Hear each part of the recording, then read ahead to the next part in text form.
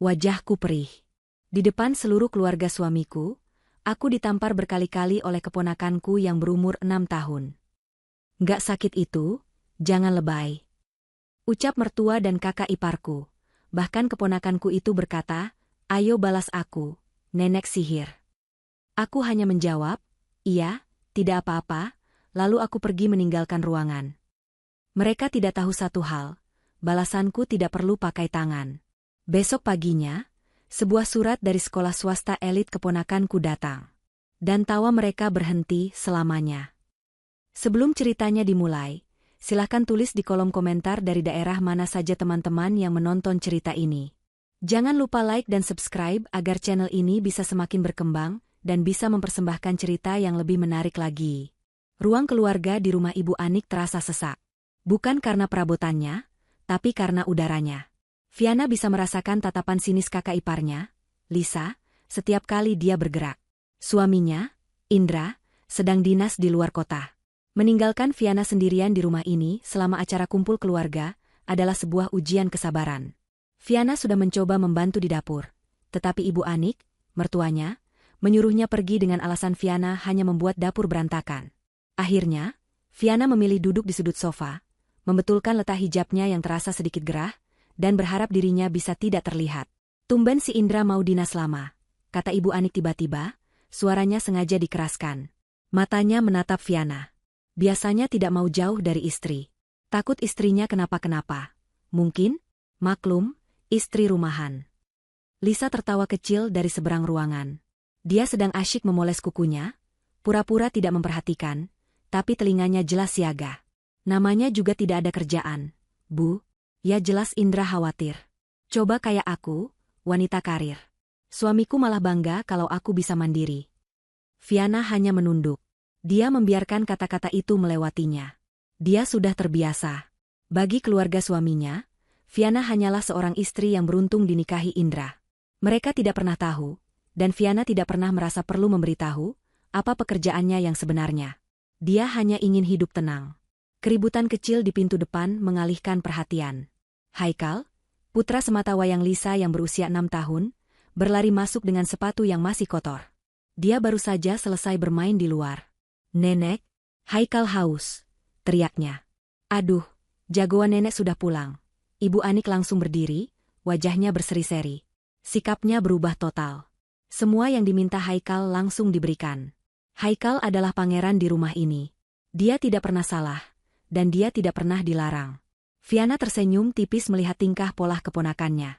Dia mencoba menyapa, Haikal, sudah mandi? Haikal tidak menjawab. Matanya tertuju pada sesuatu di meja samping Viana. Ponsel Viana sedang diisi dayanya. Mata anak itu langsung berbinar. Tante, pinjam HP-nya? Seru Haikal sambil berlari ke arah Viana. Viana sedikit terkejut. Maaf, Haikal. Ponselnya lagi dicas. Sayang, baterainya habis. Viana berkata dengan selembut mungkin. Nggak mau tahu. Haikal mau main game. Pinjam. Haikal mulai menarik-narik ujung lengan baju Viana. Haikal, jangan gitu. Viana mencoba menarik tangannya. Nanti main yang lain saja, ya? Sama tante. Nggak mau. Mau main game sekarang. Suara Haikal mulai meninggi.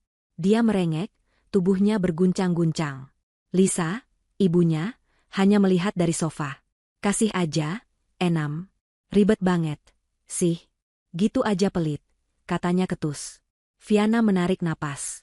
Bukan pelit, Mbak. Ini baterainya benar-benar. Sebelum Viana menyelesaikan kalimatnya, sebuah tamparan kecil mendarat di pipinya. Viana membeku. Itu tangan mungil Haikal. Pukulan itu tidak keras, tapi cukup untuk membuat Viana kaget. Ruangan itu hening sesaat. Viana menatap Haikal, yang kini menatapnya dengan tatapan menantang. Lalu, Ibu Anik tertawa. Tawa itu memecah keheningan. Hahaha. Aduh, Haikal. Kamu ini ada-ada saja. Tenagamu kuat, ya, kayak papa kamu. Viana menatap mertuanya, tidak percaya. Lisa ikut tertawa. Anakku gitu, loh, pemberani. Emosi karena merasa didukung, Haikal melakukannya lagi. Kali ini lebih keras. Dia memukul wajah Viana berulang kali dengan kedua tangan mungilnya. Kasih. Kasih. Kasih. Viana refleks mengangkat tangannya untuk melindungi wajahnya. Pipinya terasa panas dan perih. Bukan hanya karena pukulan, tapi karena rasa malunya. Sudah, Haikal, sudah, Viana mencoba berkata pelan. Haikal, kamu ini. Ibu Anik berkata lagi, tapi nadanya masih terdengar geli. Dia lalu menoleh ke Viana yang masih memegangi pipinya. Nggak sakit itu. Jangan lebay. Gitu aja nanti ngadu ke Indra. Viana menatap Lisa, mencari bantuan dari seorang ibu. Tapi yang didapat Viana adalah seringai sinis. Balas aja kalau berani, kata Lisa. Katanya orang sabar. Masa dipukul anak kecil aja mentalnya kena. Haikal, yang kini berdiri di atas sofa, merasa seperti pemenang. Dia membusungkan dadanya dan menunjuk Viana. Ayo balas aku, nenek sihir. Nenek sihir, teriaknya, mengulang julukan yang pasti sering dia dengar dari ibu dan neneknya. Nenek sihir. Kata itu menusuk Viana lebih dalam dari pukulan Haikal. Dia menurunkan tangannya dari pipinya. Dia menatap Haikal. Lalu dia menatap Lisa. Terakhir, dia menatap Ibu Anik. Wajah mereka penuh kemenangan dan cemoohan. Viana tidak menangis. Dia tidak berteriak. Dia hanya merasakan sesuatu yang dingin dan tenang menjalari hatinya. Dia berdiri. Iya, katanya pelan.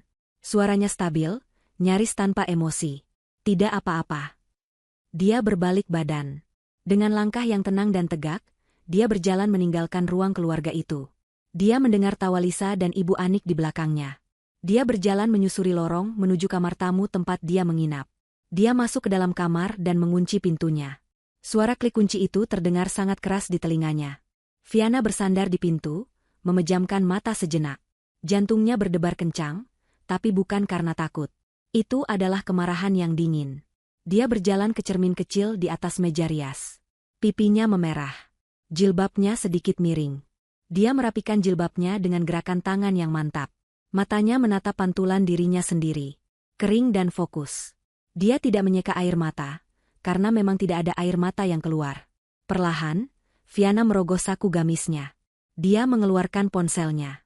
Bukan ponsel yang sedang diisi daya di ruang keluarga tadi, tapi ponsel keduanya. Ponsel yang selalu dia bawa untuk urusan pekerjaan. Layarnya masih menyala. Sebuah aplikasi perekam suara menunjukkan durasi 15 menit dan 20 detik. Viana menekan tombol, berhenti. Dia menyimpan file audio itu. Dia menamainya, Ruang Keluarga. Dia mendengarkan sekilas bagian akhirnya. Suara tawa Ibu Anik. Suara Lisa. Balas aja kalau berani. Dan suara Haikal. Nenek sihir. Viana menutup aplikasi itu. Dia menatap layar ponselnya lama. Kemudian, dia membuka aplikasi emailnya. Dia tahu persis apa yang harus dia lakukan.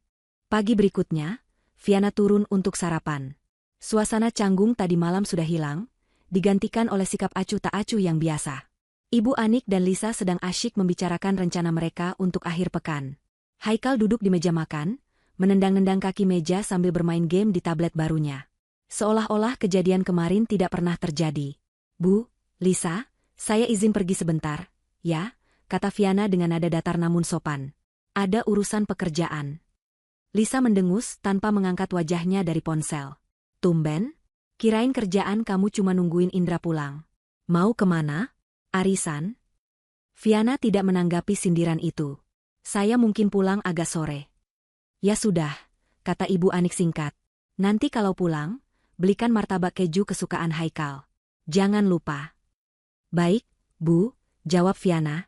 Dia mengambil tas kerjanya, sebuah tas kulit sederhana namun berkualitas, dan berjalan keluar rumah. Dia tidak menoleh ke belakang. Viana memesan taksi online. Dia duduk di kursi belakang, memandangi jalanan pinggir kota yang ramai. Rumah mertuanya perlahan menghilang di kaca spion. 15 menit kemudian, pemandangan berubah. Bangunan rumah sederhana berganti menjadi ruko-ruko padat. 30 menit, jalanan mulai lebar. 45 menit kemudian, taksi itu memasuki kawasan pusat bisnis kota. Gedung-gedung pencakar langit dari kaca dan baja menjulang di kanan kirinya. Taksi itu berhenti di depan sebuah lobi gedung yang megah dan modern. Menara Cendekia, tertulis dengan huruf perak elegan di atas pintu masuk. Viana membayar taksi dan melangkah keluar. Saat dia melangkah masuk ke lobi berlantai marmer yang sejuk, sikapnya berubah. Pundaknya yang sedikit membungkuk di rumah mertuanya, kini tegap. Langkahnya yang pelan, kini mantap dan cepat. Wajahnya yang tadi datar, kini memancarkan aura wibawa yang tenang. Penjaga keamanan di pintu lobi langsung berdiri tegak. "Selamat pagi, Ibu Direktur," sapanya dengan hormat. "Selamat pagi, Pak Satria," jawab Viana sambil tersenyum tipis. Dia tidak perlu menunggu lift umum. Dia berjalan lurus ke deretan lift pribadi di sisi lobi. Dia memindai kartu aksesnya, dan pintu lift perak terbuka. Lantai tujuannya adalah satu-satunya tombol di sana, penthouse. Pintu lift terbuka langsung di area resepsionis pribadi yang luas. Seorang wanita muda yang rapi, asisten eksekutifnya, sudah menunggu. "Selamat pagi, Ibu Viana," kata asisten itu, yang bernama Rini. "Kopi Anda sudah siap di meja.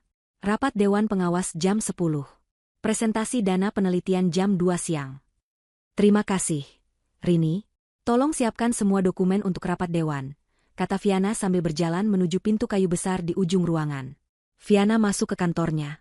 Ruangan itu sangat besar, dengan jendela kaca dari lantai ke langit-langit yang menyuguhkan pemandangan kota dari ketinggian. Ini adalah dunianya. Ini adalah dirinya yang sebenarnya. Viana meletakkan tasnya dan duduk di kursi kulitnya yang nyaman. Dia adalah Viana Larasati, Direktur Eksekutif Yayasan Cendekia. Sebuah yayasan filantropi raksasa yang mengelola dana triliunan rupiah.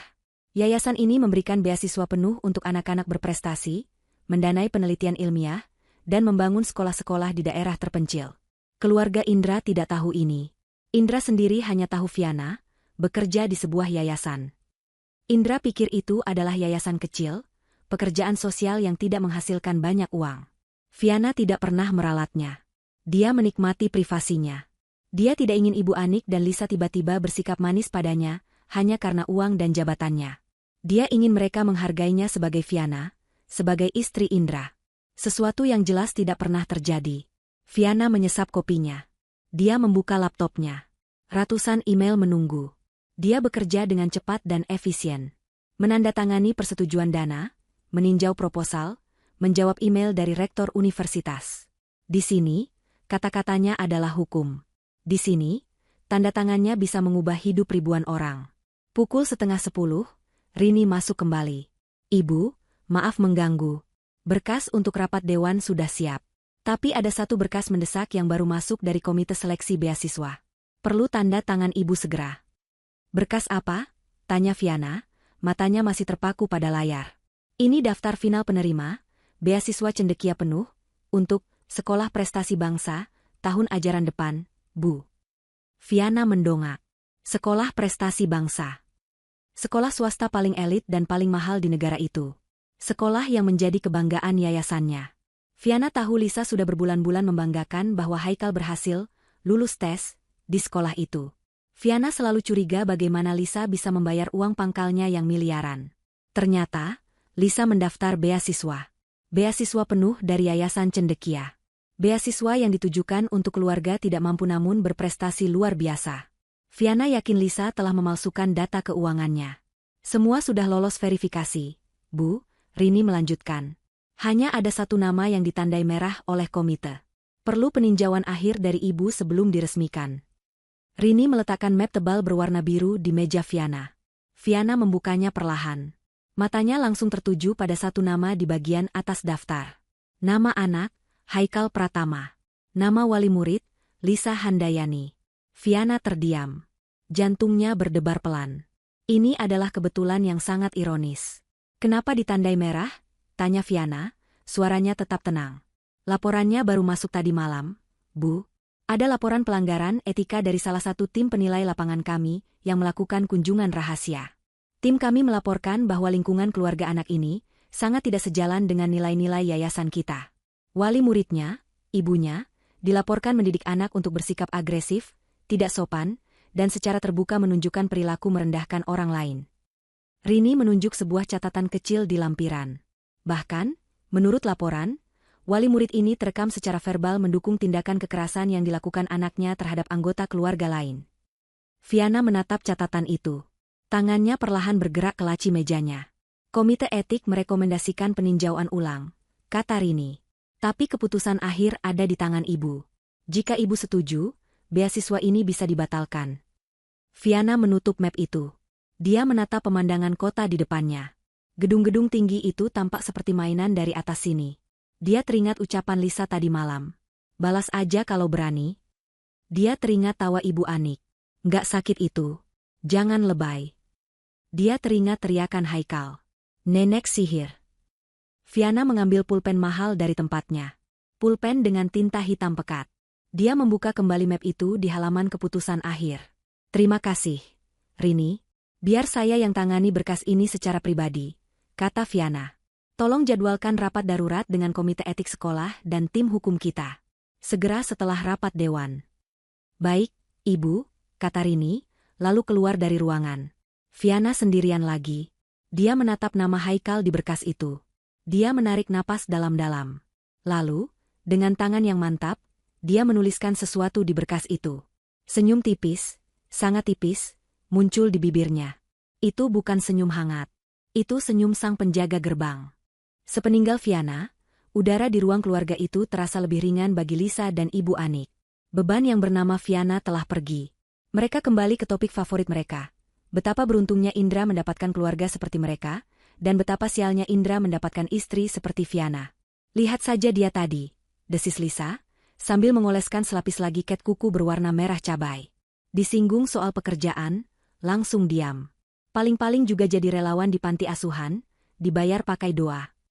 Ibu Anik tertawa kecil. Hus, jangan begitu. Biar sajalah. Yang penting, Indra itu masih ingat sama ibunya. Masih kirim uang bulanan. Kalau dia cuma mengandalkan gaji istrinya yang tidak jelas itu, mana bisa dia hidup?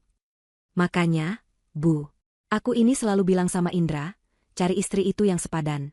Yang bibit, bebet, bobotnya jelas. Kayak kita, ujar Lisa. Dia meniup-niup kukunya yang baru kering. Bukan yang modalnya cuma jilbab panjang sama muka sedih. Ibu Anik mengangguk setuju. Untunglah, keturunan kita itu bibit unggul. Lihat saja Haikal.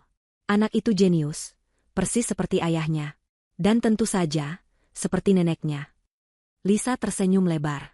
Ini adalah topik yang paling dia sukai. Haikal, prestasi terbesarnya. Tentu saja, Bu, darah kita ini beda. Dan sekarang, semua orang akan tahu itu. Lisa meraih ponselnya yang tergeletak di meja. Wajahnya berseri-seri. Hari ini pengumuman resminya. Haikal sudah pasti diterima di sekolah prestasi bangsa. Sekolah nomor 1 di negara ini. Tahu, Bu, biaya masuknya saja miliaran. Tapi Haikalku. Lisa sengaja menggantung kalimatnya, matanya berbinar penuh drama. Dia masuk pakai beasiswa penuh cendekia. Beasiswa paling bergengsi. Ibu Anik bertepuk tangan pelan. Aduh, pintarnya cucu nenek. Beasiswa, ya? Hebat sekali. Itu artinya, dia diakui sebagai anak paling jenius di antara yang jenius. Tepat, seru Lisa. Dia mulai mondar-mandir di ruangan, terlalu bersemangat untuk duduk diam. Ini bukan beasiswa untuk orang miskin, Bu. Ini beasiswa untuk talenta luar biasa. Mereka bilang, dari ribuan pendaftar, hanya 3 anak yang diterima. Dan Haikal salah satunya. Mereka bilang, Haikal adalah investasi masa depan bagi bangsa. Bayangkan, Bu. Lisa sejenak lupa bahwa dia harus memalsukan slip gaji suaminya dan meminjam surat keterangan tidak mampu palsu dari kelurahan untuk lolos seleksi administrasi, keluarga sederhana berprestasi. Dalam benaknya, semua itu terhapus oleh fakta bahwa Haikal memang lulus tes akademiknya. Baginya, kebohongan administrasi itu hanyalah formalitas kecil untuk mendapatkan apa yang menjadi hak mereka. Aku harus segera telepon Tante Riri, kata Lisa, jarinya dengan cepat menari di layar ponsel. Dia yang kemarin paling meremehkan Haikal. Dia bilang Haikal terlalu aktif, tidak bisa diatur. Sekarang, biar dia tahu siapa Haikal sebenarnya. Dia menekan tombol video call. Tak lama, wajah seorang wanita paruh baya muncul di layar. Halo, Liz. Tumben telepon pagi-pagi? Ada apa? Sapa suara di seberang. Halo, Tante Riri. Aduh, Tante, aku lagi senang banget ini. Lisa berbicara dengan nada yang dibuat-buat manja. Ibu Anik di belakangnya tersenyum, memberikan isyarat agar Lisa mengeraskan suaranya. Senang kenapa? Kamu dapat arisan lagi. Lisa tertawa melengking. Bukan, Tante. Ini lebih besar dari arisan. Ini soal masa depan anakku, Haikal. Oh, Haikal? Kenapa dia? Masuk sekolah baru? Di mana? Sekolah dekat komplek itu, ya? Lisa mengambil napas dalam-dalam, siap meluncurkan pukulan telaknya. Bukan, Tante. Haikal diterima di Sekolah Prestasi Bangsa. Hening sejenak. Wajah Tante Riri di layar tampak bingung. Sekolah apa? Prestasi Bangsa? Yang di pusat kota itu? Yang sekolahnya para anak menteri itu? 100 buat Tante Riri, kata Lisa penuh kemenangan. Betul sekali. Sekolahnya para calon pemimpin bangsa. Dan tebak, Tante. Apa? Kamu bayar berapa? Bukannya sekolah itu mahal sekali? Gratis, Tante. 0 rupiah. Lisa hampir berteriak. Haikal dapat beasiswa penuh cendekia. Katanya, Haikal itu jenius langka. Pihak sekolah dan yayasan sampai turun tangan langsung. Tante. Mereka bilang, anak ini tidak boleh disia-siakan. Harus dididik di tempat terbaik. Ibu Anik di belakang menimpali, keturunan kita itu bibit unggul, Riri. Tentu saja dia jenius. Tidak seperti orang lain. Wajah Tante Riri tampak pucat. Dia jelas iri. Oh, ya? Wah, selamat, ya. Hebat sekali si Haikal. Iya, dong. Nanti kalau Indra pulang, kami mau syukuran besar-besaran. Aku mau pamer ke semua orang, terutama ke Fiana. Biar dia tahu, beda kelasnya antara anaknya nanti dengan anakku. Kata Lisa, lupa bahwa Fiana belum punya anak. Setelah menutup telepon dengan Tante Riri, kepuasan Lisa belum puncaknya. Dia merasa seluruh dunia harus tahu.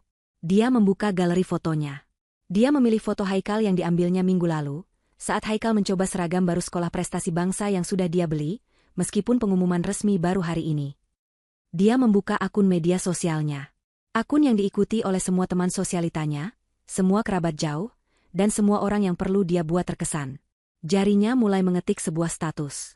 Dia merangkai kata-kata dengan hati-hati untuk mendapatkan efek maksimal. Masa depan cerah dimulai dari sekolah terbaik. Bangga luar biasa.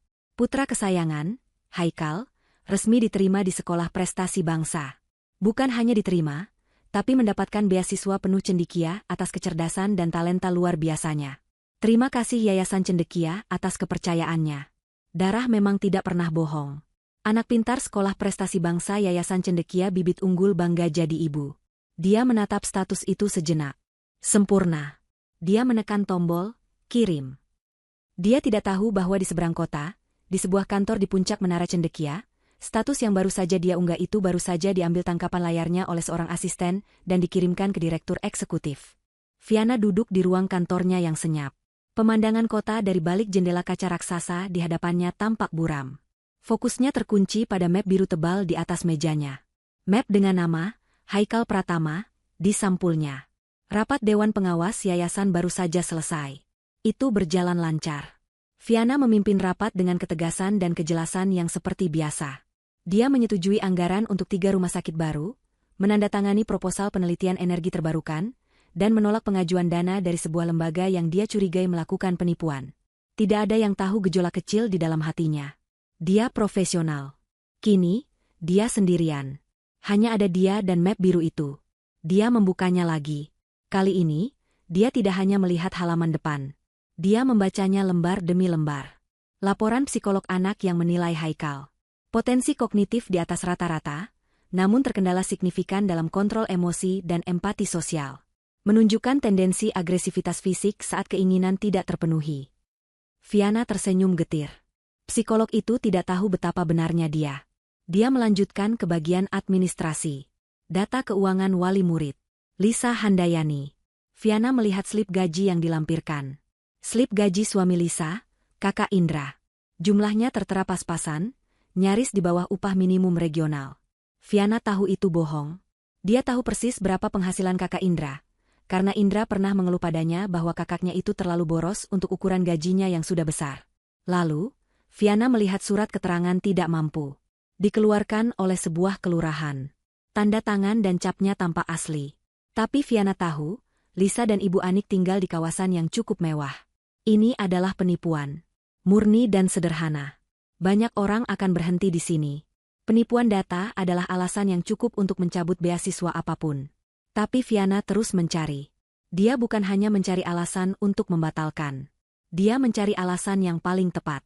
Alasan yang paling mendasar. Dia membuka lampiran terakhir. Dokumen kontrak beasiswa. Sebuah draft setebal 10 halaman yang harus ditandatangani oleh wali murid. Fiana tahu setiap kata di dalam kontrak ini.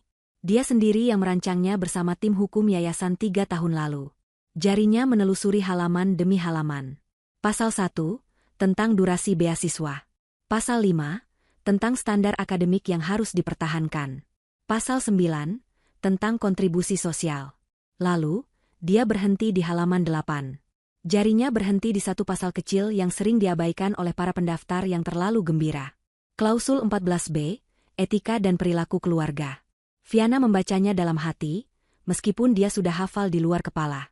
Beasiswa cendekia adalah investasi pada karakter, bukan hanya pada nilai akademik. Yayasan berhak melakukan peninjauan dan evaluasi, tidak hanya pada siswa penerima, tetapi juga pada lingkungan keluarga inti yang menjadi wali murid. Wali murid penerima beasiswa wajib menjunjung tinggi nilai-nilai dasar yayasan, integritas, empati, dan rasa hormat kepada sesama. Kalimat berikutnya adalah yang paling penting. Pelanggaran berat terhadap nilai-nilai ini, termasuk namun tidak terbatas pada tindakan perundungan, kekerasan, fisik maupun verbal, penipuan, atau perilaku tidak beretika yang dapat mencemarkan nama baik yayasan dan sekolah mitra, yang dilakukan oleh wali murid, dapat mengakibatkan pencabutan beasiswa secara seketika dan permanen. Fiana menutup matanya sejenak. Dia teringat kembali kejadian kemarin. Tawa Ibu Anik. Nggak sakit itu. Jangan lebay. Pelanggaran nilai empati. Ucapan sinis Lisa. Balas aja kalau berani. Mendukung kekerasan. Teriakan Haikal. Nenek sihir. Perilaku perundungan verbal yang didiamkan oleh wali. Semua terekam jelas di ponselnya. Dia membuka matanya. Dia menatap laporan dari tim penilai lapangan yang ditandai merah oleh komite. Observasi rahasia di lingkungan rumah, wali murid, Ibu Lisa, secara terbuka meremehkan anggota keluarga lain di depan anak. Menggunakan bahasa yang merendahkan. Anak, Haikal, meniru perilaku ini dan tidak dikoreksi. Lingkungan keluarga dinilai tidak kondusif untuk menumbuhkan karakter yang empatik. Laporan timnya sudah kuat. Tapi rekaman audio miliknya adalah paku terakhir di peti mati itu. Rekaman itu adalah bukti tak terbantahkan. Fiana mengambil ponsel kerjanya. Dia melihat pesan dari Rini, asistennya.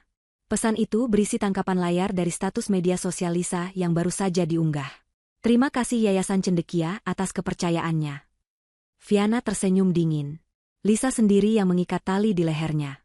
Dia secara terbuka mengasosiasikan dirinya dan perilakunya dengan nama baik Yayasan Cendekia. Kamu menyuruhku membalas. Gumam Fiana pelan ke ruangan kosong itu. Suara Lisa dari rekaman itu terngiang lagi di telinganya. Balas aja kalau berani. Fiana meletakkan ponselnya. Dia mengambil pulpen bertinta hitam pekat miliknya. Dia tidak akan membalas pukulan Haikal. Dia tidak akan pernah memukul anak kecil. Dia membuka map biru itu. Di lembar pengesahan paling depan, ada 2 kotak pilihan. Setujui, atau tolak. Di bawahnya ada kolom catatan untuk direktur eksekutif. Dengan tulisan tangan yang rapi dan tegas, Fiana memberikan tanda centang pada kotak tolak. Kemudian, di kolom catatan, dia menulis. Ditolak. Terjadi pelanggaran berat klausul 14B, etika dan perilaku keluarga. Bukti terlampir. Laporan observasi tim lapangan, Ref, 44B, dan laporan insiden kritis, Ref, audio 01. Segera terbitkan surat pencabutan. Dia menatap tanda tangannya sejenak. Fiana Larasati. Aku tidak akan membalas dengan tangan, bisiknya. Aku membalas dengan tanda tangan. Dia menekan tombol interkom di mejanya. Rini, tolong masuk. Bawa map untuk komite etik sekolah.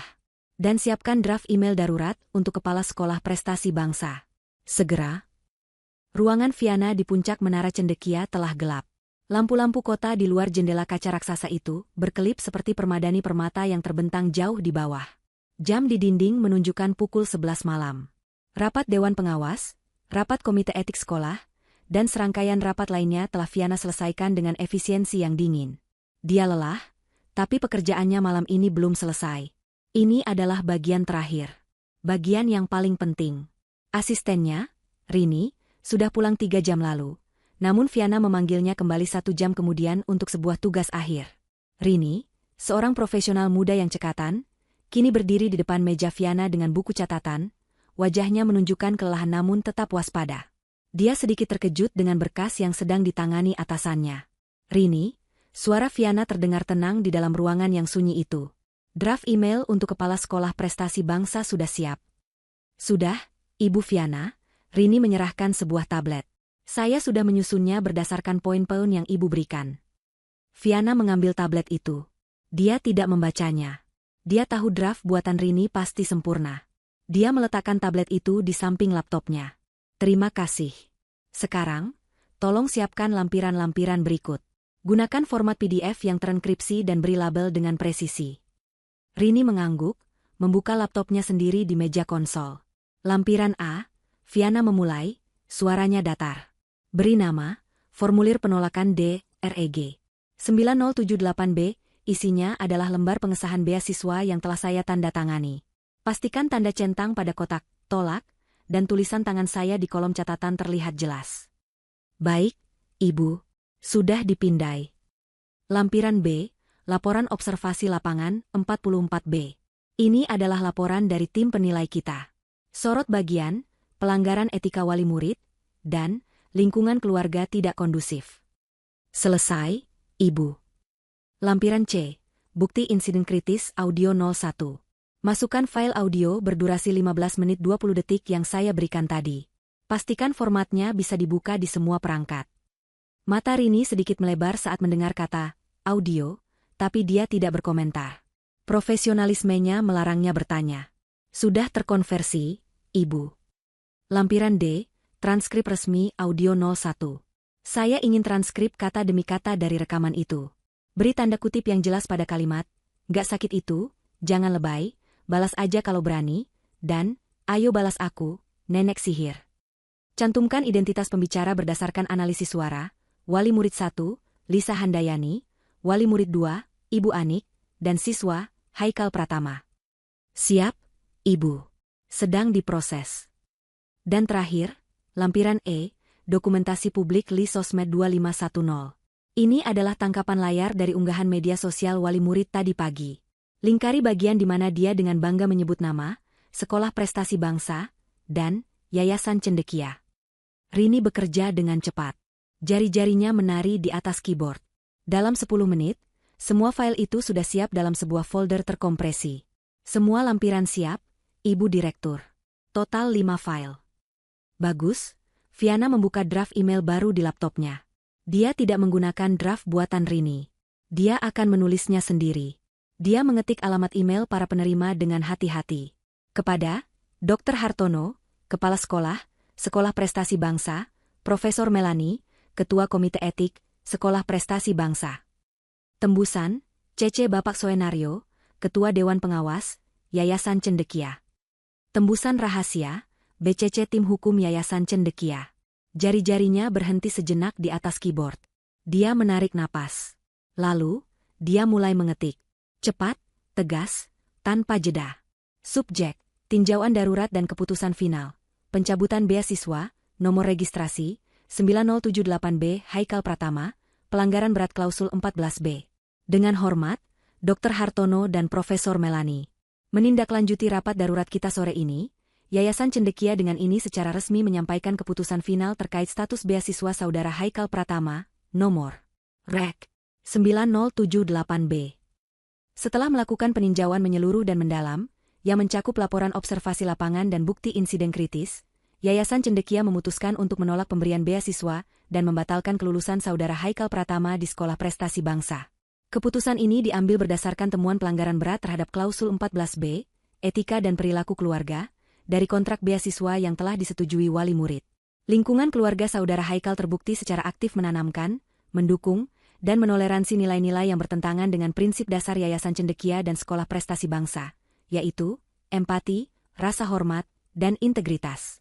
Terlampir adalah dokumen-dokumen pendukung untuk arsip pihak sekolah. Lampiran A, formulir penolakan resmi yang ditandatangani oleh Direktur Eksekutif. Lampiran B, laporan observasi lapangan. Lampiran C, file audio insiden kritis. Lampiran D, transkrip resmi audio. Lampiran E, dokumentasi unggahan media sosial wali murid. Yayasan Cendekia memandang insiden ini sebagai pelanggaran yang sangat serius.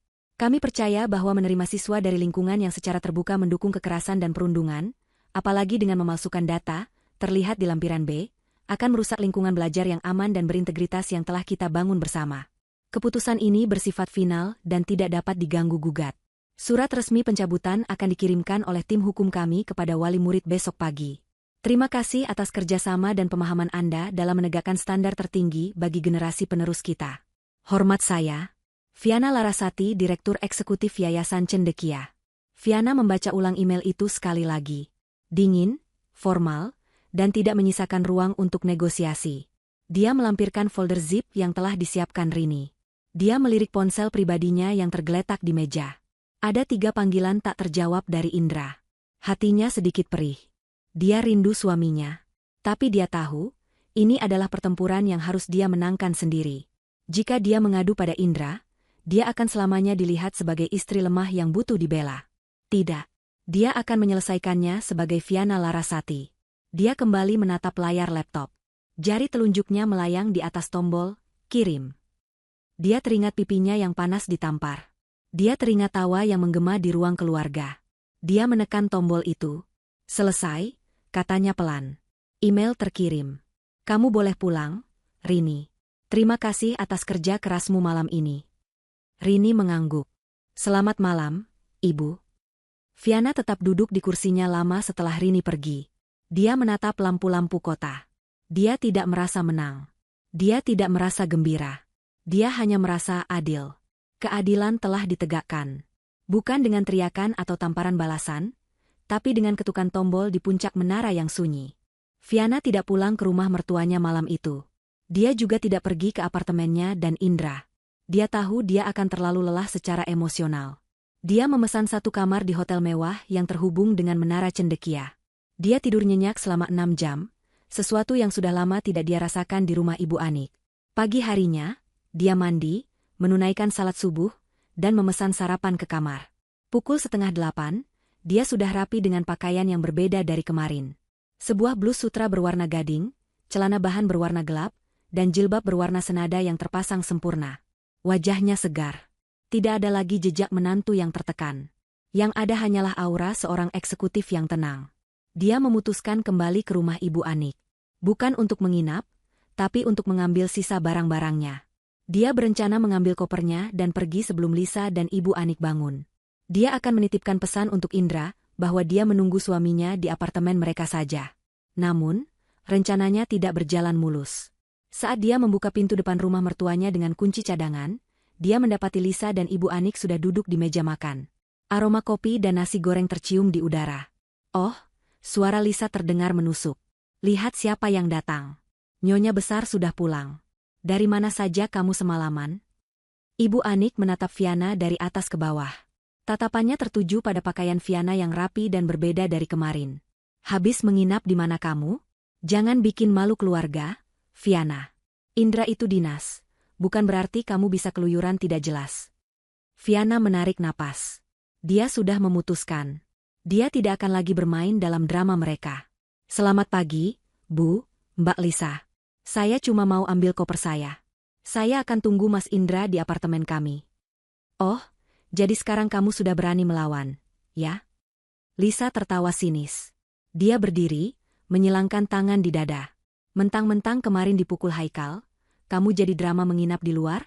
Kamu kira kami akan minta maaf? Saya tidak minta maaf, kata Viana datar. Dia berjalan lurus menuju kamar tamu, mengabaikan mereka berdua. Dasar tidak sopan, teriak Ibu Anik. Diajak bicara malah pergi. Viana, Ibu belum selesai bicara. Viana terus berjalan. Dia masuk ke kamar, mengambil koper kecilnya yang memang sudah dia siapkan sejak 2 hari lalu. Dia hanya tinggal mengambil tas jinjing dan pengisi daya ponsel pribadinya. Dia kembali ke ruang tengah. Lisa dan Ibu Anik sudah menunggunya, berdiri seperti 2 penjaga gerbang neraka. Kamu pikir kamu siapa, Viana? Pergi tanpa izin suami, desis Ibu Anik. Suami saya tahu saya bisa jaga diri, jawab Viana tenang, sambil mengecek isi tasnya. Jaga diri? Paling juga mengadu ke Indra, kan? Kamu itu bisanya cuma bikin Indra pusing. Sembur Lisa. Lihat aku. Aku ini ibu yang sukses. Tadi malam, unggahanku soal Haikal dapat ribuan likes. Semua orang mengucapkan selamat. Semua temanku iri. Hari ini aku mau ke sekolah, mau pamer ke semua wali murid lain. Anakku jenius, masuk pakai beasiswa cendekia. Viana mendongak dari tasnya. Wajahnya tetap tenang. Oh, ya? Selamat. Sikap tenang Viana itulah yang membuat Lisa semakin marah. Lisa benci karena Viana tidak terlihat hancur. Dia benci karena Viana tidak memohon. Kamu iri, kan? Ejek Lisa. Tentu saja kamu iri. Kamu tidak akan pernah bisa menyekolahkan anakmu di sana. Viana hanya tersenyum tipis. Dia menutup resleting tasnya. Saya permisi dulu. Hei, kami belum selesai. Tepat saat Viana hendak melangkah ke pintu, ponsel di dalam tas kerjanya berdering. Bukan ponsel pribadinya yang bersuara standar. Ini adalah ponsel kerjanya. Nada deringnya formal, berkelas, dan nyaring. Suara itu membelah ketegangan di ruang tamu dengan cara yang tidak terduga. Viana sedikit terkejut. Dia lupa membisukan ponsel itu. Dia merogoh tasnya. Lisa dan Ibu Anik terdiam. Mereka mengenali tas itu. Tas kulit mahal yang Viana bilang, beli di pasar malam. Viana mengeluarkan ponsel pintar terbaru yang ramping, sebuah model yang harganya belasan juta. Lisa dan Ibu Anik menelan ludah. Viana melihat nama penelepon di layar, Rini, asisten eksekutif. Dia harus menjawabnya. Ini pasti penting. Viana menekan tombol jawab dan mengaktifkan mode handsfree, karena tangannya penuh memegang koper dan tas. Ya, Rini. Selamat pagi, kata Viana. Suara Rini yang jernih dan profesional langsung memenuhi ruangan itu. Selamat pagi, Ibu Direktur Viana. Maaf mengganggu. Hanya ingin mengingatkan jadwal rapat darurat Dewan Pengawas, Sekolah Prestasi Bangsa, jam 9 pagi ini. Mereka ingin membahas langkah selanjutnya pasca keputusan Ibu tadi malam. Waktu seakan berhenti. Lisa dan Ibu Anik membeku. Wajah mereka pucat pasi seketika. Sekolah Prestasi Bangsa, gumam Lisa. Suaranya bergetar. Ibu, Direktur. Viana, bisik Ibu Anik, matanya terbelalak ngeri, menatap menantunya seolah baru pertama kali melihat hantu. Viana tetap tenang. Dia tahu mereka mendengar. Dia sengaja tidak mematikan speakernya. Baik, Rini. Terima kasih sudah mengingatkan. Jawab Viana dengan nada profesionalnya. Saya sedang dalam perjalanan.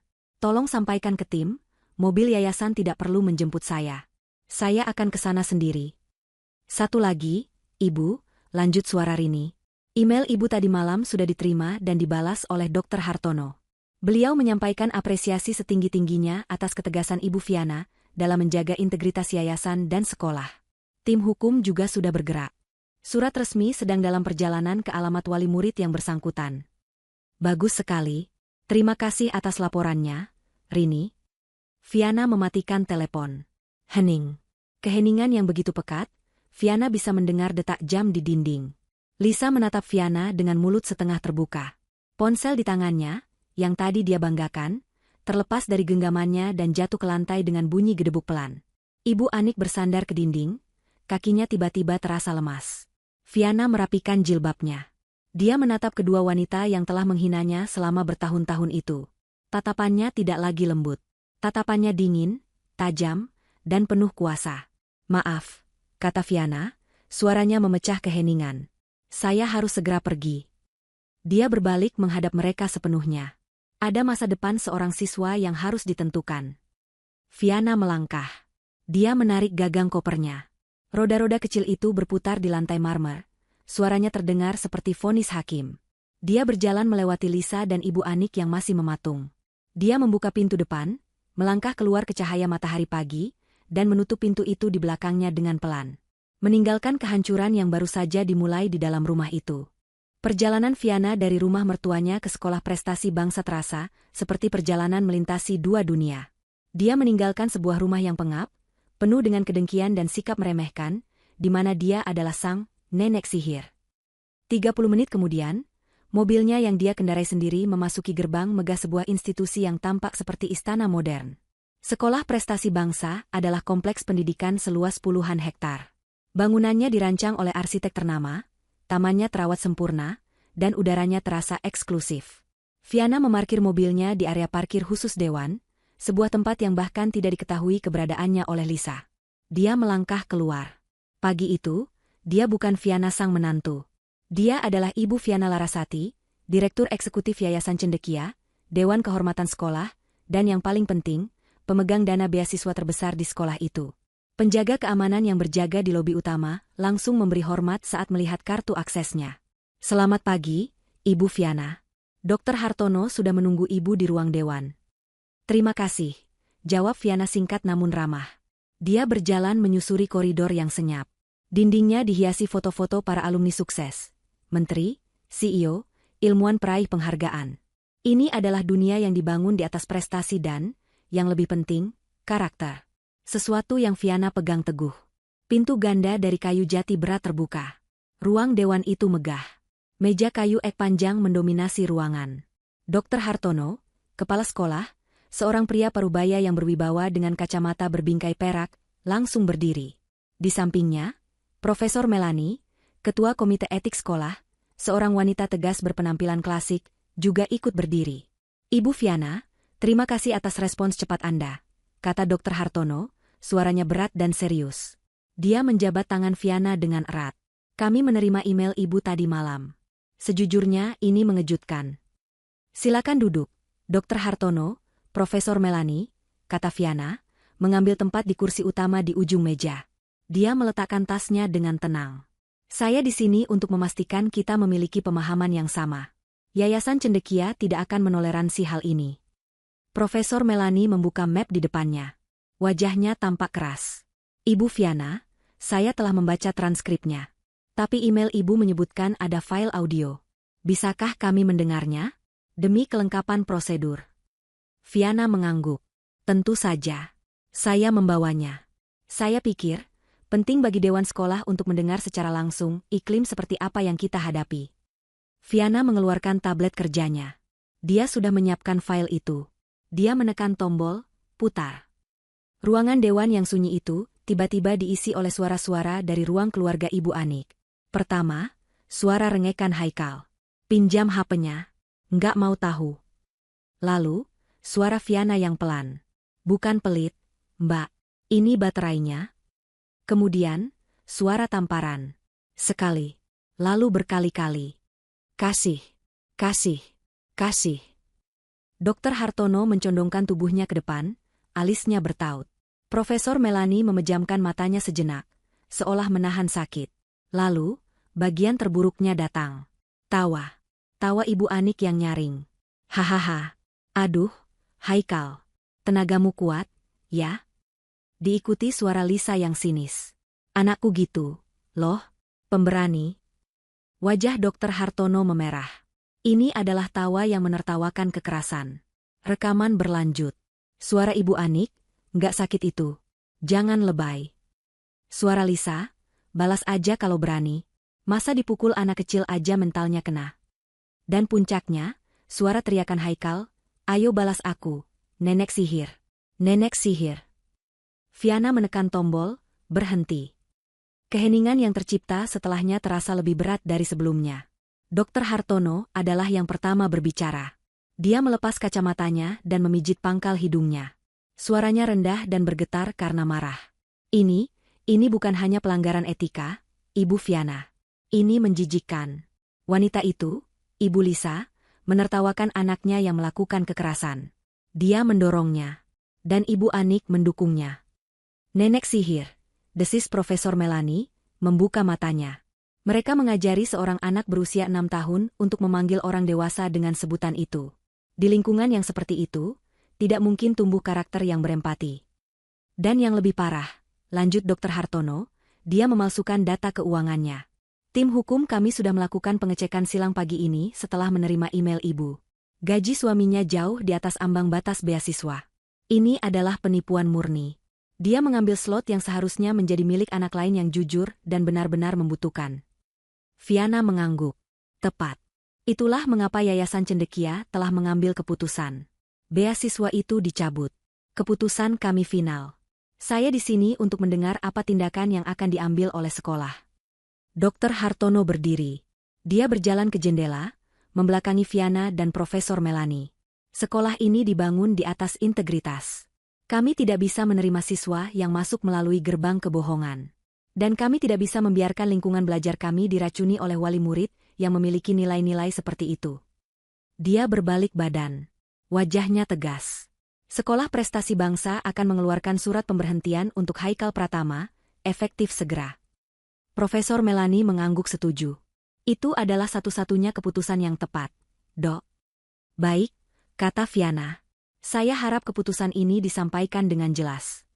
Tentu saja, kata Dr. Hartono. Dia kembali ke meja, duduk, dan mengambil selembar kertas dengan kop surat resmi sekolah.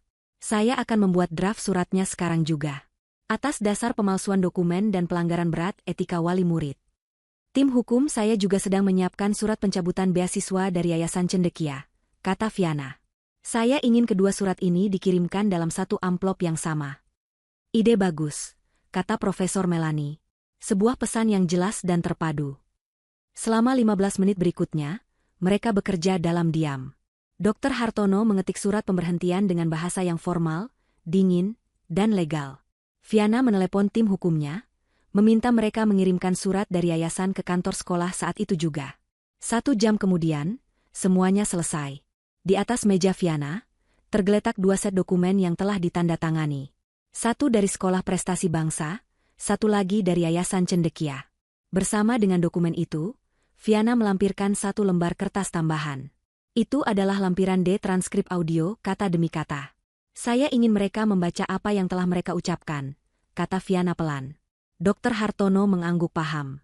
Mereka harus. Semua dokumen itu dimasukkan ke dalam 1 amplop tebal berwarna krem. Amplop itu disegel dengan stiker segel resmi sekolah.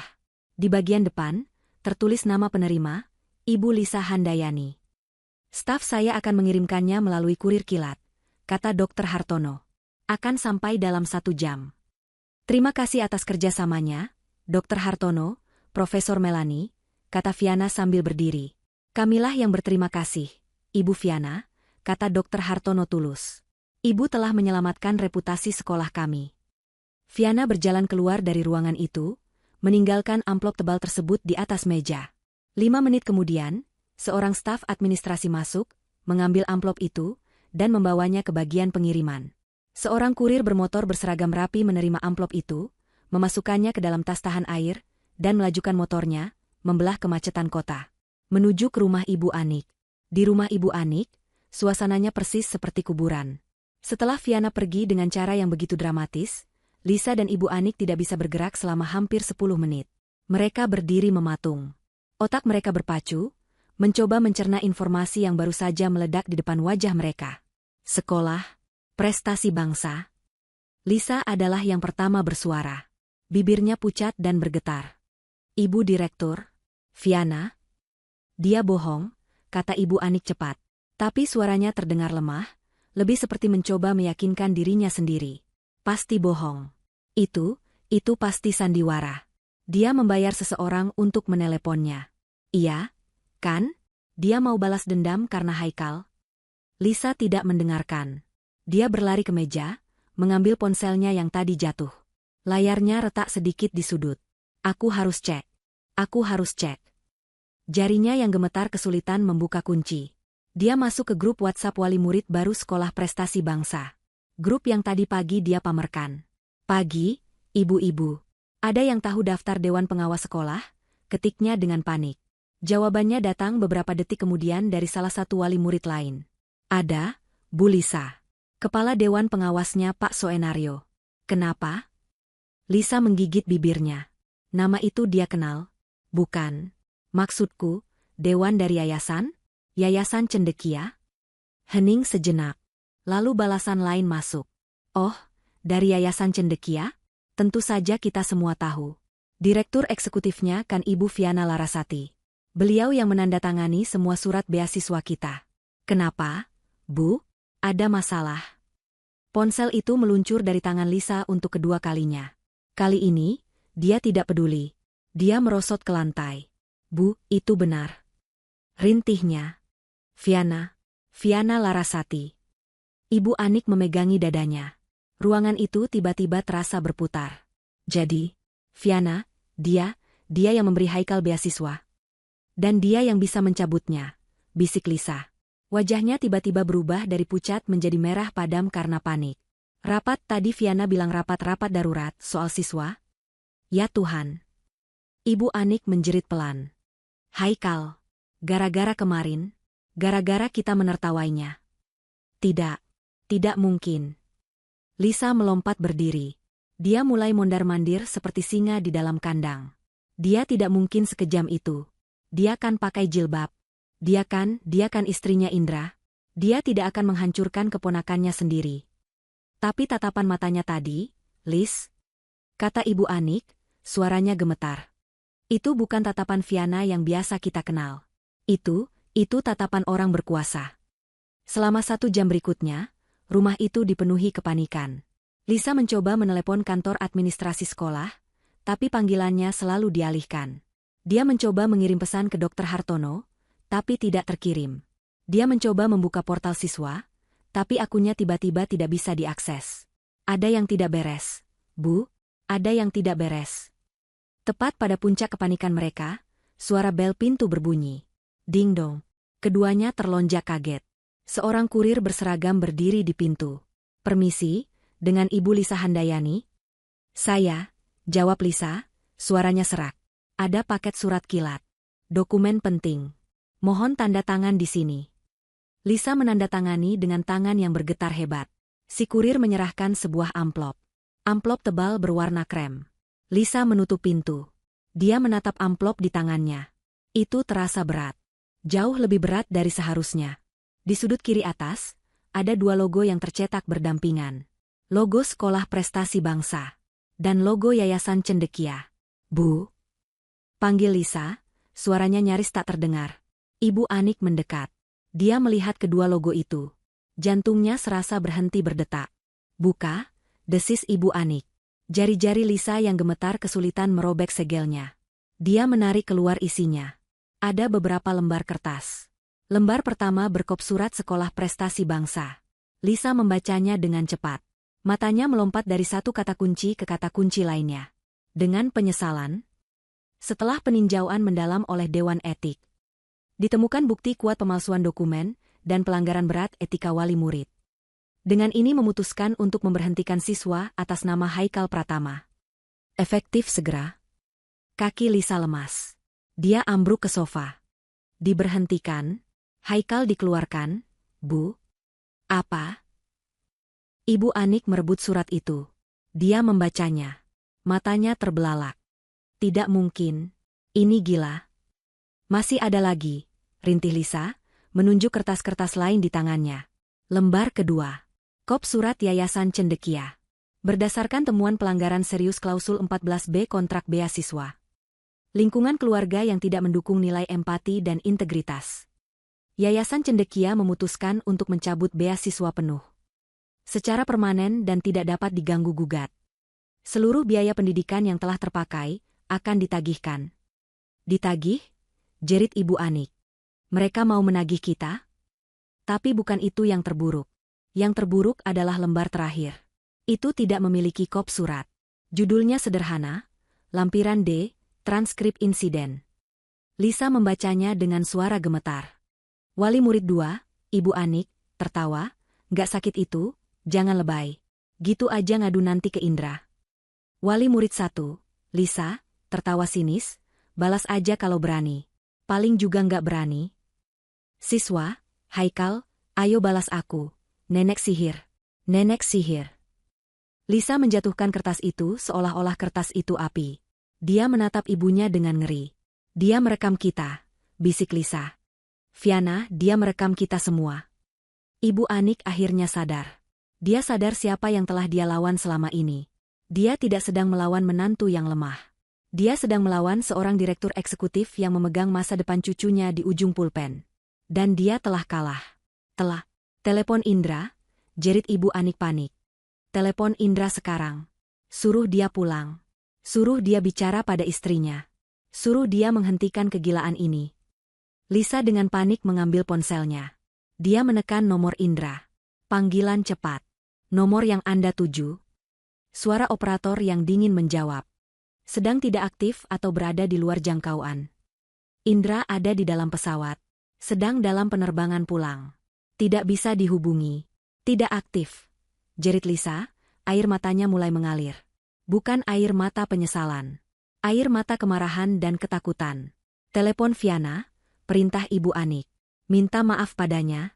Cium kakinya kalau perlu. Suruh dia batalkan ini. Lisa mencari nama, Viana, istri Indra, di kontaknya. Dia menekan tombol panggil. Telepon berdering sekali, 2 kali, 3 kali. Lalu, panggilan itu ditolak. 1 detik kemudian, sebuah pesan singkat masuk dari Viana. Maaf, saya sedang rapat. Tidak bisa diganggu. Lisa melemparkan ponselnya ke dinding. Ponsel itu hancur berkeping-keping. Dia menjerit. Jeritan panjang penuh keputusasaan dan kemarahan. Ibu Anik hanya bisa duduk membatu di sofa, memegang surat pemberhentian Haikal, gemetar ketakutan. Mereka sendirian. Terjebak dalam kekacauan yang mereka ciptakan sendiri. Sore itu, Viana kembali lagi ke rumah Ibu Anik. Rapatnya di sekolah prestasi bangsa sudah selesai, dan dia telah mampir ke apartemennya untuk meletakkan dokumen-dokumen penting. Tapi masih ada satu hal yang tersisa. Koper besarnya, yang berisi sisa pakaiannya, masih ada di kamar tamu rumah mertuanya. Dia sudah memutuskan. Dia akan mengambilnya sendiri. Dia tidak akan meminta tolong Indra. Dia akan menutup bab ini seorang diri. Dia memarkir mobilnya di depan gerbang. Dia bahkan tidak membunyikan klakson. Dia membuka gerbang kecil itu dengan kuncinya dan melangkah masuk. Suasana di dalam rumah itu ganjil. Terlalu sunyi. Biasanya, televisi akan menyala keras atau terdengar suara tawa Ibu Anik. Sekarang, sunyi senyap. Viana melangkah masuk ke ruang tamu. Dan dia melihat mereka. Ibu Anik dan Lisa sedang duduk di sofa. Tidak lagi mematung, tapi terlihat hancur. Mata Lisa bengkak dan merah karena menangis. Ibu Anik terlihat 10 tahun lebih tua, tatapannya kosong. Amplop krem itu tergeletak di atas meja, isinya berserakan. Saat Viana masuk, keheningan itu pecah. Mata Lisa yang kosong berubah menjadi liar. Dia melompat berdiri. "Kamu!" teriaknya, suaranya serak dan penuh kebencian. "Kamu berani kembali ke sini? Nenek sihir." Dia menerjang Viana. Bukan untuk memukul, tapi untuk mencengkeram lengan Viana. "Apa yang sudah kamu lakukan pada anakku? Kamu menghancurkan masa depannya. Keluar kamu dari rumah ini." Ibu Anik ikut berdiri. Dia tidak lagi angkuh, tapi histeris. "Viana, kamu tega. Kamu tega sama keponakanmu sendiri. Haikal itu masih kecil. Dia tidak tahu apa-apa. Kenapa kamu lakukan ini? Kamu mau balas dendam sama kami, kan? Kamu jahat." Viana berdiri tegak. Dia tidak menarik lengannya dari cengkeraman Lisa, meskipun kuku-kuku Lisa menancap di kulitnya. Dia menatap Lisa, lalu Ibu Anik. Wajahnya tenang, matanya dingin. "Saya jahat?" Viana bertanya balik. Suaranya tidak bergetar. "Saya yang jahat? Atau kalian yang jahat?" "Kurang ajar," teriak Lisa. "Lepaskan saya, Mbak Lisa," kata Viana dengan nada perintah. Kekuatan dalam suara Viana membuat cengkeraman Lisa mengendur, dan Lisa mundur selangkah, kaget dengan otoritas baru dalam diri Viana. "Saya kesini hanya untuk mengambil koper saya," lanjut Viana, merapikan lengan bajunya. "Tapi karena kalian bertanya, akan saya jawab." Dia menatap lurus ke mata Ibu Anik. "Ibu bilang Haikal tidak tahu apa-apa. Justru karena dia tidak tahu apa-apa, dia meniru. Dia meniru orang-orang dewasa di sekitarnya yang menertawakan kekerasan. Dia meniru orang yang mengajarinya kata, nenek sihir." Wajah Ibu Anik pucat pasi. Viana beralih ke Lisa. "Dan Mbak bilang, saya menghancurkan masa depan Haikal." "Menghancurkan? Saya tidak memukulnya. Saya tidak menghinanya. Saya tidak memalsukan dokumen apapun. Saya tidak mengambil hak anak lain yang lebih pantas." Viana melangkah pelan ke meja kopi. Dia melihat kertas-kertas yang berserakan. Surat pemberhentian. Surat pencabutan beasiswa. Dan transkrip audio. "Saya tidak melakukan apa-apa," kata Viana, suaranya mematikan. "Saya hanya melaporkan fakta. Saya memberi dewan sekolah bukti. Dewan yang memutuskan. Keputusan mereka bulat, mereka tidak mau ada wali murid penipu dan pendukung kekerasan di sekolah mereka. Tapi kamu bisa menghentikannya," rintih Lisa, air matanya kembali mengalir. Kamu kan, direkturnya. Kamu bisa saja membatalkan keputusan itu. Tolong, Viana, aku minta maaf. Aku akan cium kaki kamu. Tolong, kembalikan beasiswa Haikal. Lisa benar-benar berlutut. Dia menangis, memegang ujung gamis Viana. Pemandangan itu menyedihkan. Viana menatap ke bawah. Sudah terlambat, Mbak. Dia menarik gamisnya pelan. Kalian pikir saya siapa selama ini? Seorang istri bodoh yang bisa kalian injak-injak?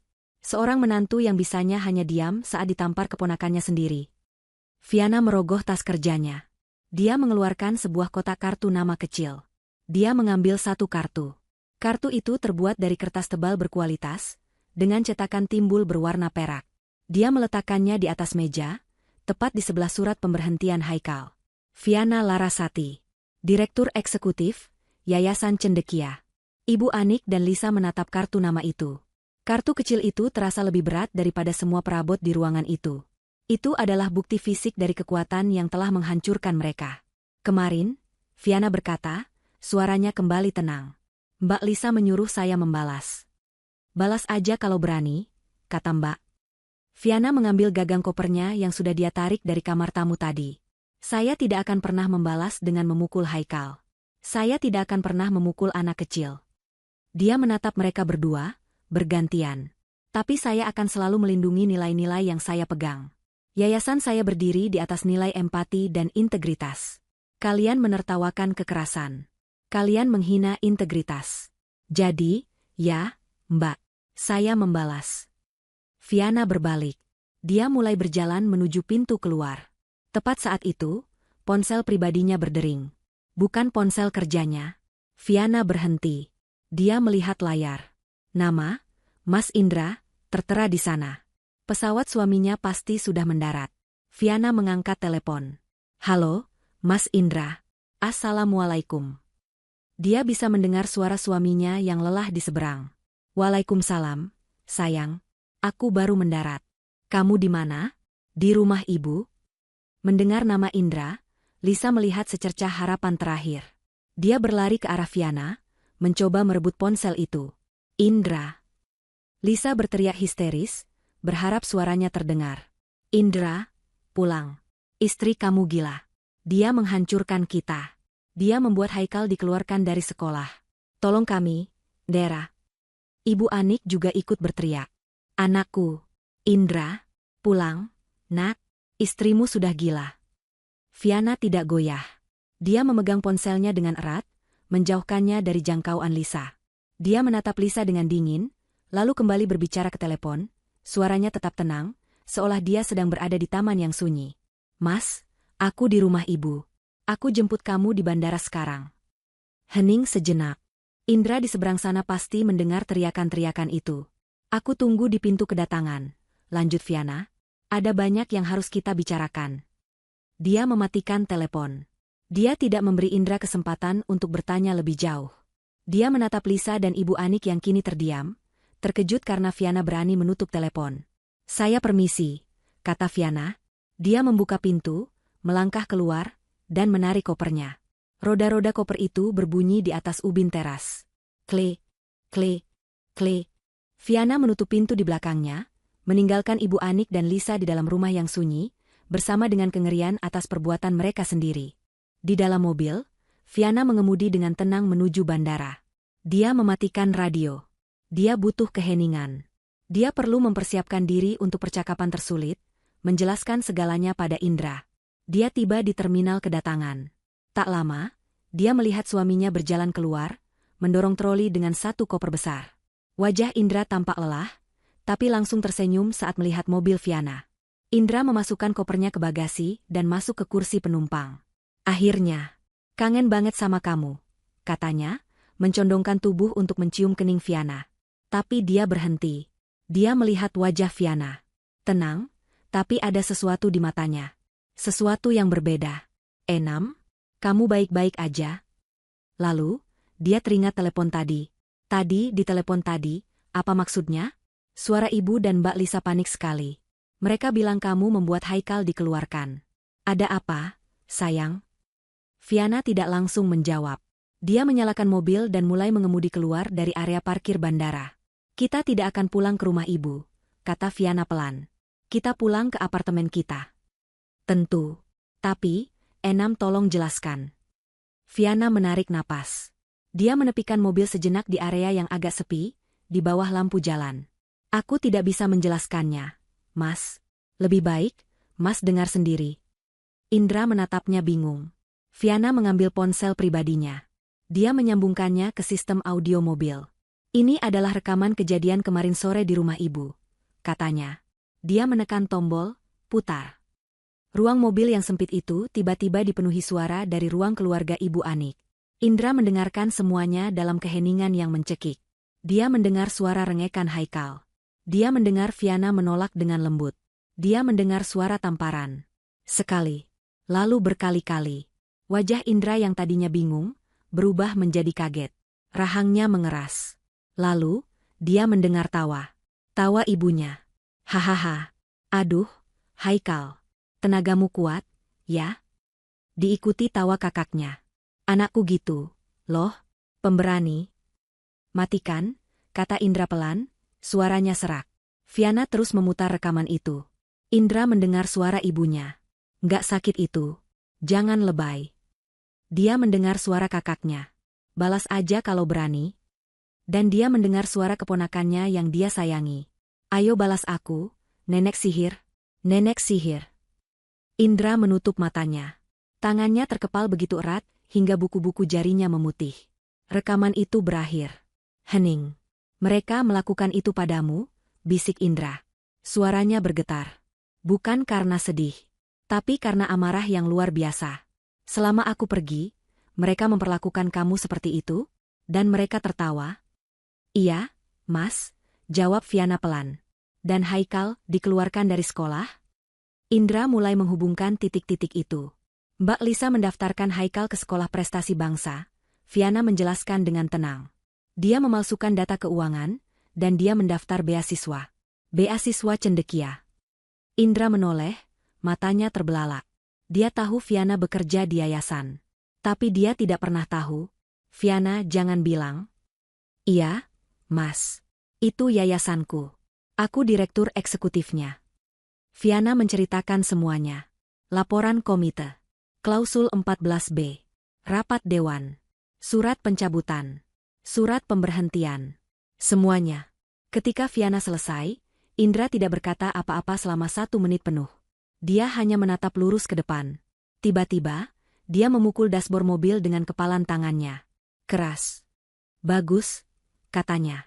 Bagus. Mereka pantas mendapatkannya. Mereka semua pantas mendapatkannya. Dia menoleh ke Viana, matanya berkaca-kaca karena marah dan rasa bersalah. Maafkan aku, sayang. Maafkan aku meninggalkan kamu sendirian dengan mereka. Ya Tuhan, Viana, apa yang sudah mereka lakukan padamu selama ini? Yang penting sekarang Mas sudah tahu, kata Viana lembut. Tahu? Indra tertawa getir. Aku baru tahu kalau istriku adalah wanita terkuat yang pernah aku temui. Ponsel Indra berdering. Nama, ibu, tertera di layar. Indra menatapnya dengan jijik. Dia menolak panggilan itu. 1 detik kemudian, telepon Viana berdering. Itu kakak Indra, suami Lisa. Viana mengangkatnya, meletakkannya di speaker. Viana? Viana, ini aku. Tolong, aku minta maaf atas nama istriku. Aku tidak tahu apa-apa. Dia berbohong padaku. Dia memalukan. Aku akan mengurus ini. Tolong, maafkan keluarga kami. Suara di seberang terdengar putus asa. Masalah ini sudah ditangani oleh Dewan. Mas, jawab Viana tenang. Bukan di tangan saya lagi. Dia menutup telepon. Malam itu, mereka tiba di apartemen mereka. Tempat yang aman dan tenang. Jauh dari drama. Nasib para antagonis sudah ditentukan. Haikal dikeluarkan dan masuk daftar hitam semua sekolah mitra yayasan. Dia harus masuk sekolah negeri biasa dan belajar etika dari awal. Lisa dipermalukan. Suaminya sangat marah, reputasi sosialitanya hancur, dan dia harus menghadapi tagihan dari yayasan atas biaya yang telah terpakai. Ibu Ani kehilangan segalanya. Dia kehilangan cucu kebanggaannya, dan yang lebih penting, dia kehilangan putranya. Indra menolak menjawab teleponnya. Dia tahu, putranya kini telah sepenuhnya memilih Viana. Viana sedang membuat teh hangat untuk Indra. Mereka duduk di balkon, memandangi lampu kota. Tenang. Laptop Viana yang ada di meja berbunyi, ping. Sebuah email baru masuk. Dari Dr. Hartono, Kepala Sekolah Prestasi Bangsa. Subjek, tawaran posisi Dewan Pengawas Tetap. Isi emailnya singkat, Ibu Viana, setelah insiden ini, Dewan Sekolah sepakat. Kami tidak hanya membutuhkan dana dari yayasan Anda, kami membutuhkan integritas Anda. Kami ingin menawarkan Ibu posisi sebagai Ketua Dewan Pengawas Tetap. Kami membutuhkan ketegasan dan nilai-nilai yang Ibu pegang. Indra membaca email itu dari balik bahu Viana. Dia tersenyum, senyum bangga yang tulus. Dia memeluk istrinya dari belakang. Ambil, sayang, bisiknya. Mereka butuh orang hebat sepertimu. Viana bersandar di pelukan suaminya. Dia membalas email itu. Dengan senang hati, Dr. Hartono. Saya terima. Dia menutup laptopnya. Dia menyesap tehnya. Tenang, menang, dan aman dalam pelukan pria yang kini tahu siapa dia sebenarnya. Sang nenek sihir telah memenangkan pertempuran. Bukan dengan sihir, tapi dengan integritas.